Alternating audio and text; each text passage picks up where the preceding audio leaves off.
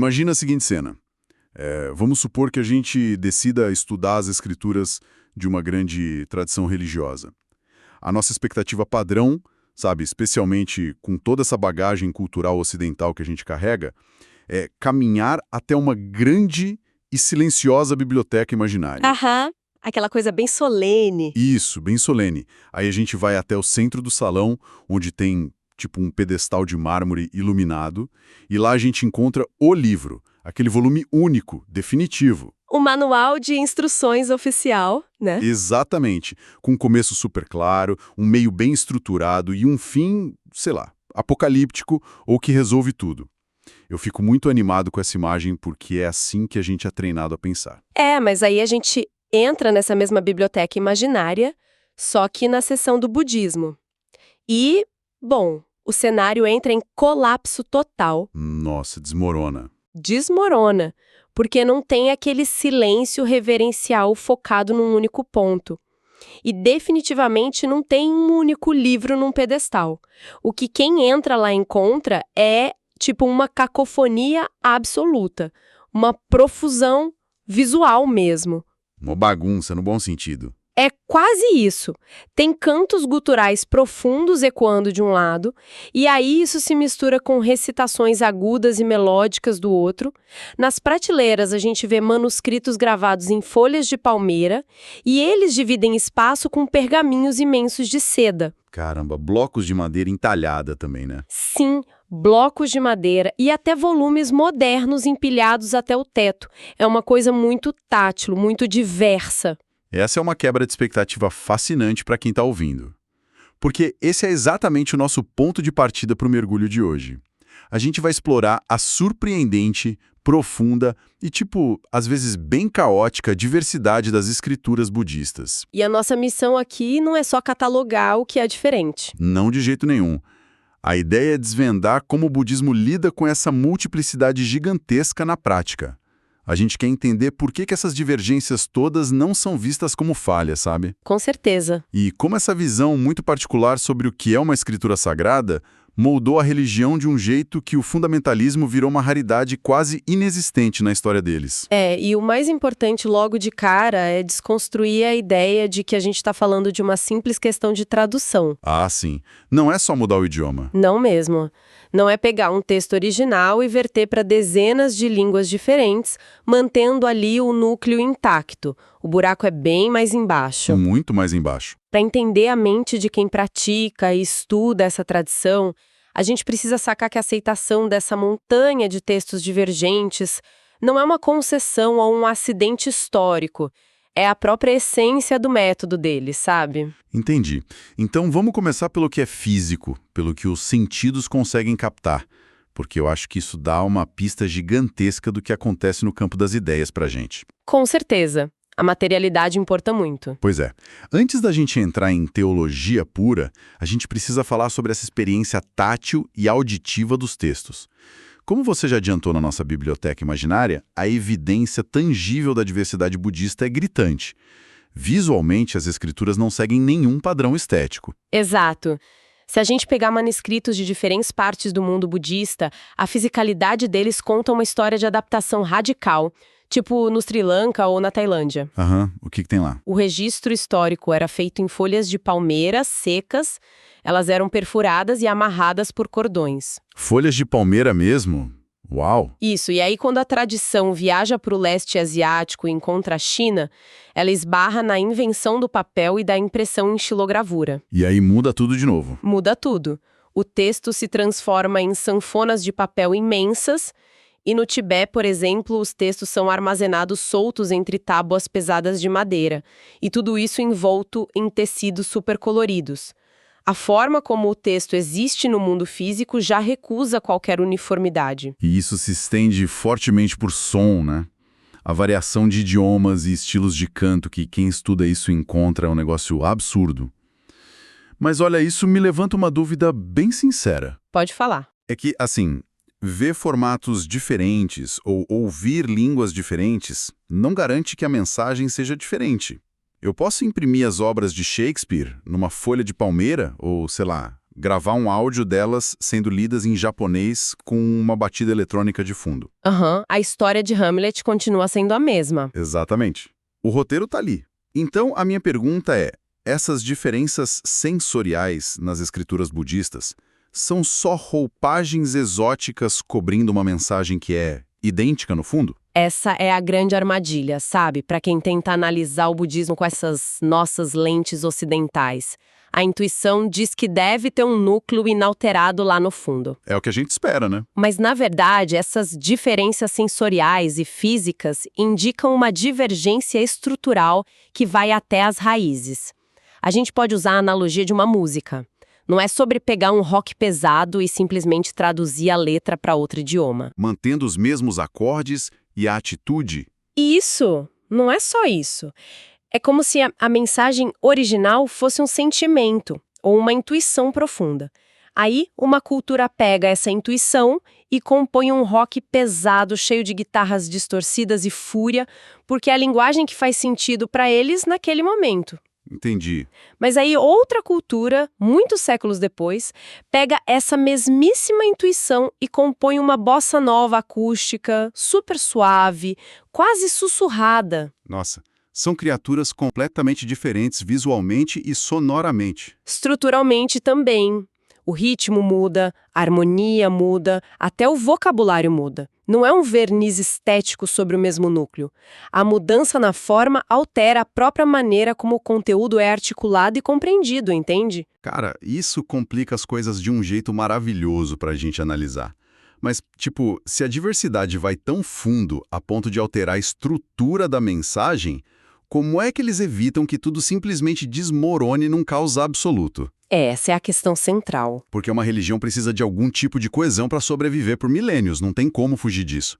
Como organizar uma biblioteca infinita, onde os livros não concordam perfeitamente entre si em formato, tom ou até nas regras práticas? Eu imagino que isso obriga a gente a olhar para a ideia de cânone, certo? Perfeito. O conceito de cânone é a chave aqui. E é aqui que a mente de quem tem formação ocidental entra em choque direto com o modelo da Bíblia. Totalmente. Se a gente olhar para a Bíblia, a concepção geral, mesmo com todas aquelas divisões internas que existem, é a de um livro matriz. Existe uma crença muito profunda num texto original. Sim, a matriz textual. Isso, a Bíblia é traduzida, é estudada, é interpretada, mas a matriz é essencialmente uma só. Tem fronteiras muito bem delimitadas sobre o que entra e o que fica de fora. Então o cânone bíblico é, de certa forma, uma ferramenta de exclusão, né? Ele define o que é ortodoxo ao expulsar o que não se alinha. Exatamente, é uma curadoria estrita. Mas no budismo, a coisa passa longe desse método. Não existe um documento zero, sabe? Não tem um manuscrito original guardado às 7 chaves de onde todos os outros derivam. E isso me deixa muito intrigado, porque, bom, se não existe esse texto matriz unificado, e se a estratégia deles não é expulsar textos para criar um manual enxuto, como que eles não perdem a própria identidade? É um ótimo ponto. Como eles conseguem olhar para esse rock pesado e para a bossa nova da nossa analogia e dizer que sim, ambos são budismo?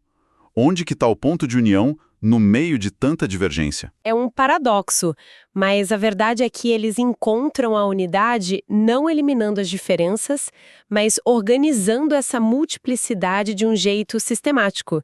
Em vez de ter um único cânone restrito, eles têm vários cânones massivos. Vários? Vários. Tem o cânone Pali, o cânone chinês, o cânone tibetano. E olha, eles não são só traduções uns dos outros, são coleções imensas e bem distintas de textos. Caramba!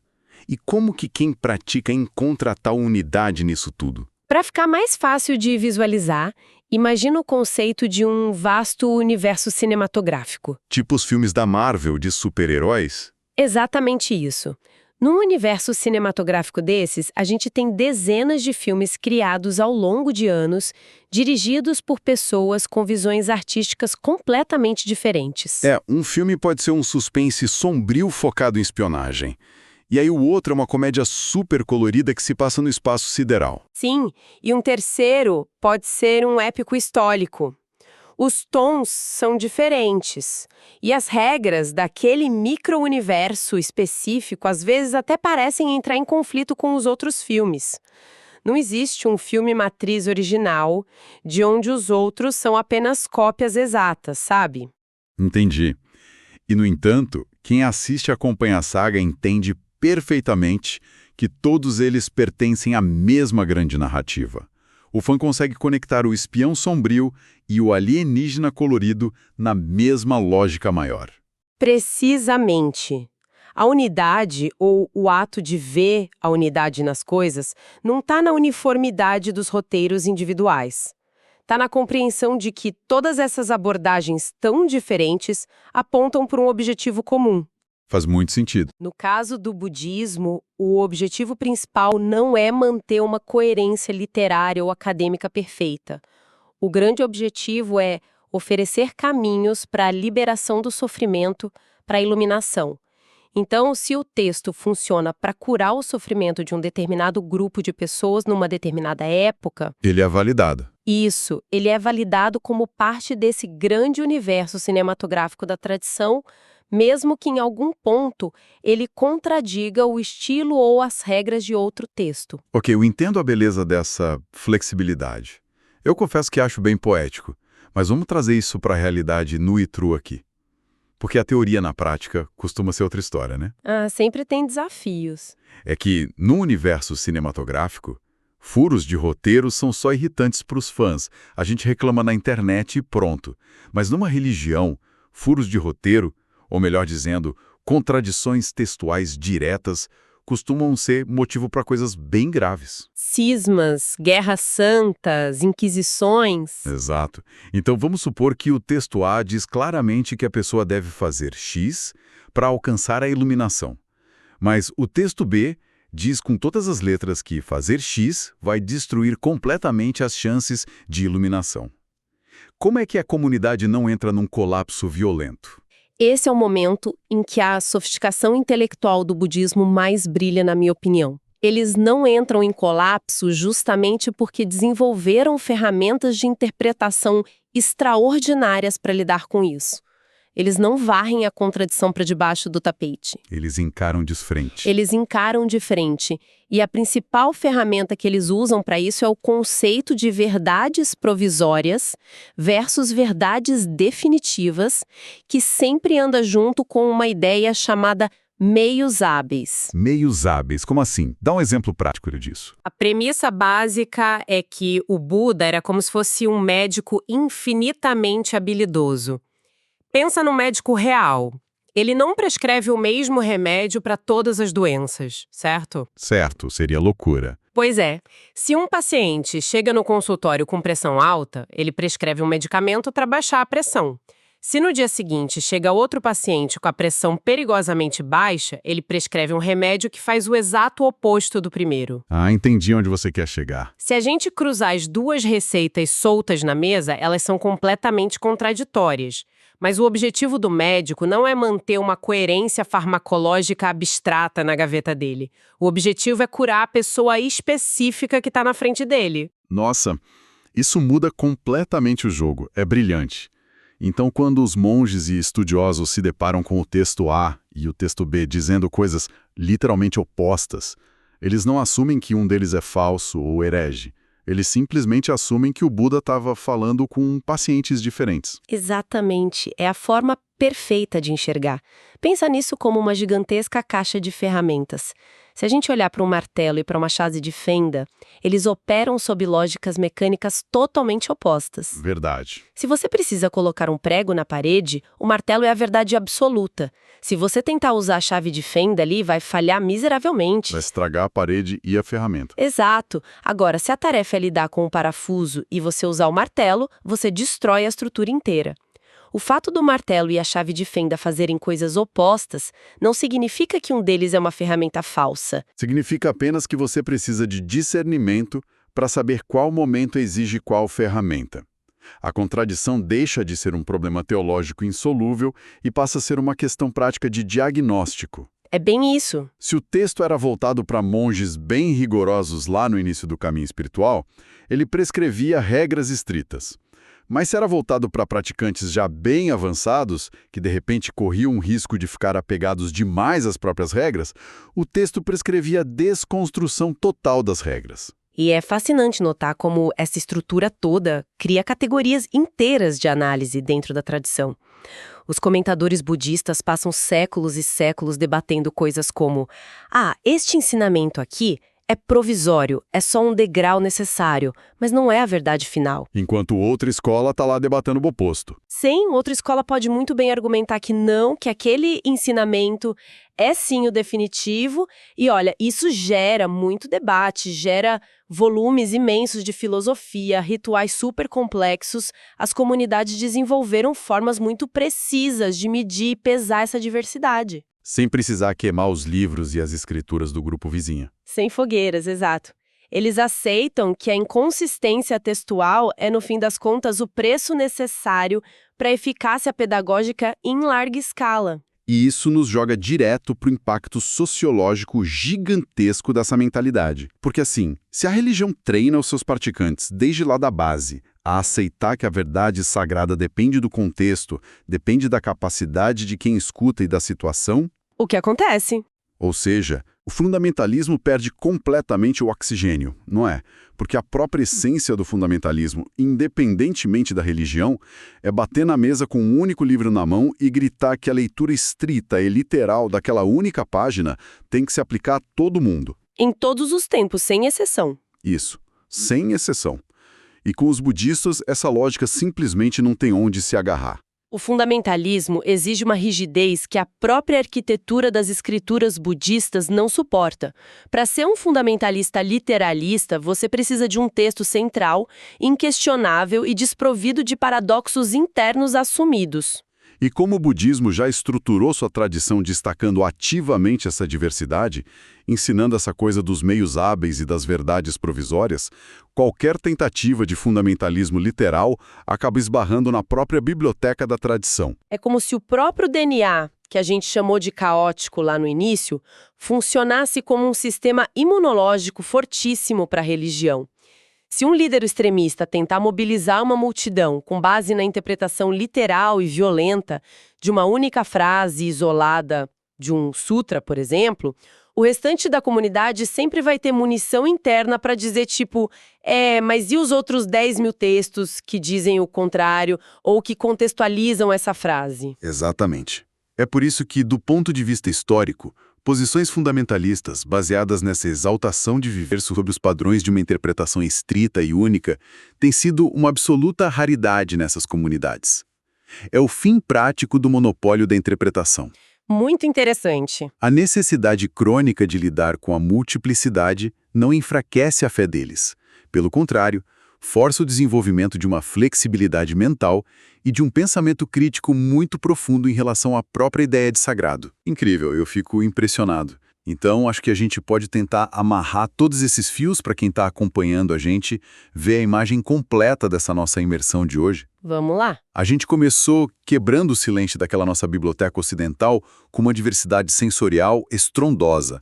Falamos de folhas de palmeira, sanfonas de papel, cantos super variados, e entendemos que essa mudança de forma física altera profundamente a própria mensagem, como um cover musical que reinventa o gênero da música original. E em seguida, a gente desconstruiu a expectativa de um texto matriz ali, nos moldes do que a gente vê na Bíblia. A gente viu que o budismo operou criando amplas coleções, que são os cânones, e que eles funcionam muito mais como aquele universo cinematográfico integrado que a gente falou, do que como um único romance que é só traduzido. E por fim, a gente chegou na engrenagem mestre de tudo isso.